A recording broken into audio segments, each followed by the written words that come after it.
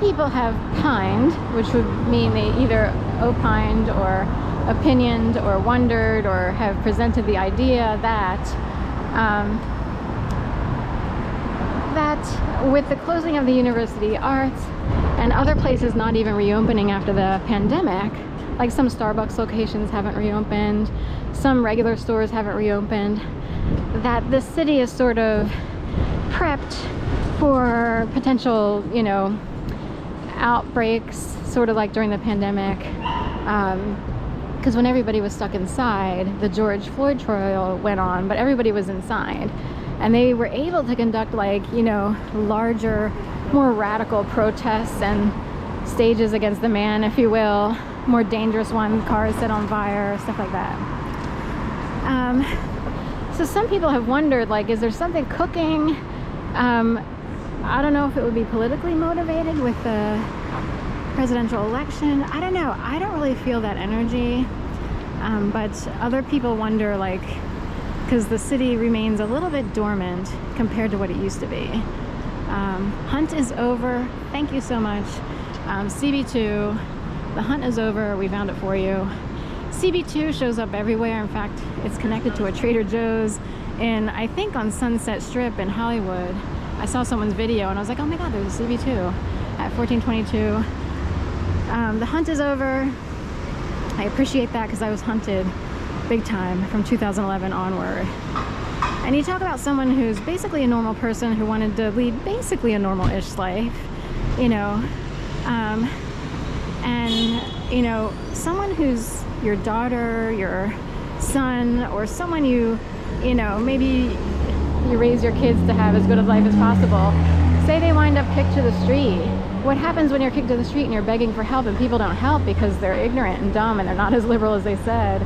Because liberals usually try to help people. That's the whole point of social services in the Commonwealth. And then you start, what happens to a person is you could be like the most well-behaved person who is perfect, you know, you're valedictorian of your class or whatever, but very quickly your personality and behaviors and actions can change to reflect what's happened to you. So you think you have a perfect daughter or son, but say the world turns on them and they're sabotaged. Very quickly they will look like a beggar on the street. And they'll still say it's your fault. You're like, well, it's not my fault because I've been attacked since 2011 and I don't know what you're supposed to do because I don't know how to find any opportunities or ways to, you know, get out of it, that kind of thing. So the hunt is over. I hope they found the sole people responsible for what kicked off in 2011, and I'd like to be there for that barbecue. Thank you.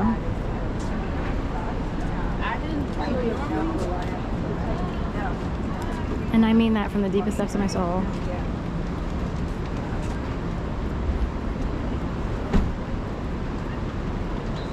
The hunt needed to be on for whoever kicked this thing off.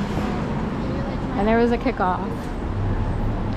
And these would be higher level people who understand the law inside and out, which means there are law degrees involved. And people who understand the police force at higher levels. People who knew they could put in place even Vans from Comcast or Xfinity Fios to add to sort of this idea of like, what are they doing? Because they're all around the block, surrounding for weeks, months on end, the apartment that you live in, which is a first floor apartment in a row home. Charlotte's back. So this is up because how many times have you read in the news like about that plane that went down 30 some years ago? 37 people died in Charlotte, South Carolina. I happen to have a relative whose real name is Charlotte, but everybody calls her Chris.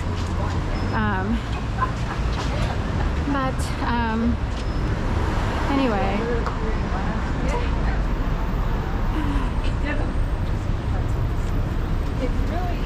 I like playing with toys. So I had to sort of alert. It took me many years, but I had to fight for myself and stand up for myself, which meant having to, you know, tell certain people like, what the hell was this? Who's really at fault? And they would be high-level, wealthy people who know too much about government, law, police. So if you make if your combined income at the house is less than $80,000, you're probably free to go. Like you don't have an issue. If your combined income at your house is over $100,000, you might want to start worrying, biting your nails.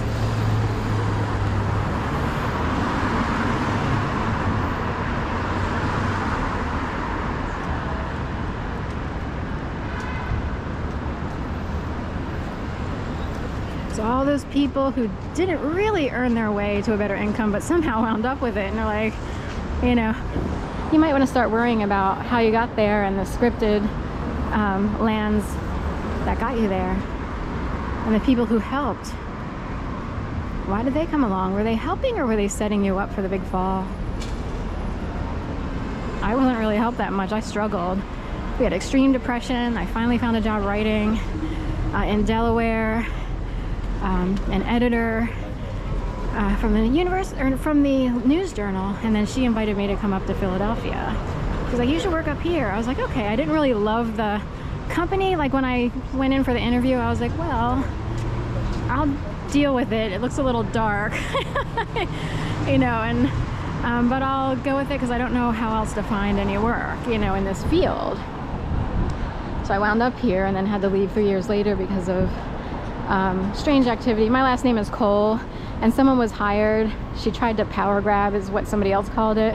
But apparently she was the daughter of someone who was a preacher on the USS Cole, which was bombed in the Gulf. So thought about changing my last name, but no, I don't think so, you know.